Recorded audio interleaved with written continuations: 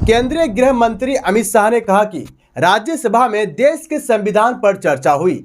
उन्होंने कहा कि सदन में देश के 75 साल के गौरवमय इतिहास पर बात हुई, लेकिन कांग्रेस ने बाबा साहेब अम्बेडकर समेत अन्य तथ्यों को तोड़ मरोड़ कर पेश किया, जिसकी मैं कड़ी निंदा करता हूं। और उन्होंने कहा, मैं हमेशा से अम्बेडकर के रास्ते पे चला हूं, लेकिन कांग्रेस ने हमेशा उनका अपमान किया। दरअसल गृह मंत्री अमित शाह ने बुधवार को प्रेस कॉन्फ्रेंस कर यह बात कही और वह राज्यसभा में मंगलवार को बाबा साहेब अम्बेडकर पर अपने बयान के बाद हुए राजनीतिक बयान पर अपना पक्ष रख रहे थे।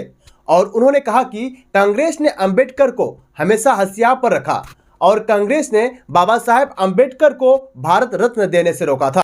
और इसके बाद उन्होंने कांग्रेस पर निशाना साधते हुए कहा कि कांग्रेस संविधान और आरक्षण विरोधी है। और गृह मंत्री अमित शाह ने कहा कि कांग्रेस ने अंबेडकर पर मेरे बयान को तोड़ मरोड़ कर पेश करके देश में बीजेपी के प्रति भ्रांति फैलाने का प्रयास किया।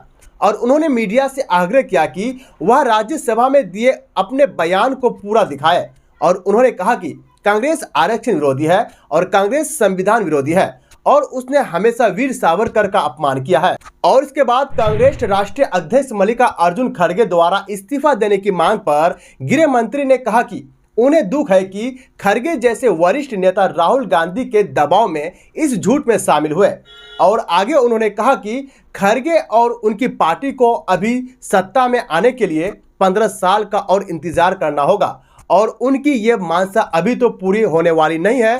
और कांग्रेस को जनता जान गई है और जनता बार बार एक ही तरह के झूठ और भ्रम मानती नहीं है। और इसके बाद उन्होंने कहा कि मेरे बयान का समर्थन करके पीएम मोदी ने दिया सत्ता का साथ और पीएम मोदी के अपने समर्थन में आने के बाद विपक्ष के उठाए सवालों पर गृह मंत्री ने कहा कि यह विपक्षी पार्टी की भ्रांति है और पीएम मोदी सत्ता के लिए बोले हैं।